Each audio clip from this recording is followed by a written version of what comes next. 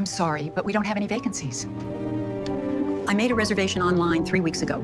I'm sorry, but we don't have any vacancies. The innkeeper's voice was cold, dismissive. Sarah Mitchell, 61, stood at the front desk of Seaside Inn, a charming bed and breakfast in Cape Cod, Massachusetts. She wore comfortable travel clothes, khaki capris, a loose cotton blouse, sensible walking shoes. Her silver hair was windblown from the beach, her face free of makeup. A small rolling suitcase stood beside her. I made a reservation online 3 weeks ago, she said gently, showing the confirmation on her phone. Sarah Mitchell. 2 nights. The innkeeper, Victoria Hastings, glanced briefly at the phone before returning her attention to reorganizing brochures on the desk. Yes, well, there must have been a system error. We're completely booked. Her eye scanned Sarah's simple clothes. Perhaps the Motel 6 by the highway would be more economical for you? Sarah felt the sting of being dismissed. She'd stayed at thousands of inns during her career, but this was personal. I specifically chose this property because, she began. Victoria cut her off, voice sharp and louder now. Ma'am, I'm running a business here. Our rooms are $450 per night. Off-season. She gestured toward the elegant sitting room where well-dressed guests sipped wine. We cater to a very specific clientele who appreciate luxury. She lowered her voice but not enough.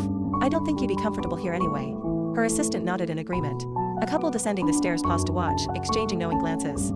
Sarah had spent 40 years in the hospitality industry. Every standard she'd helped establish, every inch she'd evaluated, every detail of guest experience she championed. This visit was supposed to be relaxing research before an acquisition decision. Is the owner available? Sarah asked calmly, her quiet authority finally cutting through Victoria's dismissiveness.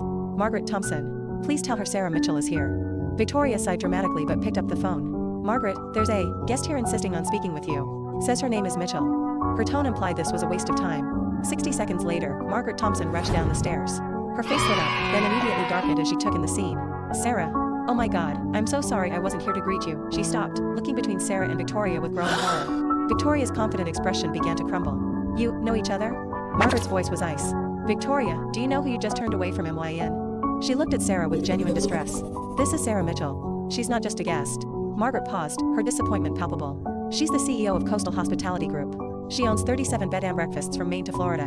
Her voice dropped. Including, as of yesterday, this one. She's my new boss.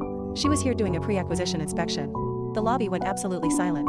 Even the antique clock seemed to stop ticking. Sarah looked at Victoria without anger, just profound sadness. I dress simply when I inspect properties. Because I want to see how staff treat guests who do arrive in luxury cars. She picked up her small suitcase. True hospitality means welcoming everyone, Victoria. That's what makes an inn special. She turned to Margaret. I'm afraid this property isn't ready to join our portfolio. Not yet. Victoria was terminated that evening. The acquisition was delayed 6 months pending a complete culture overhaul.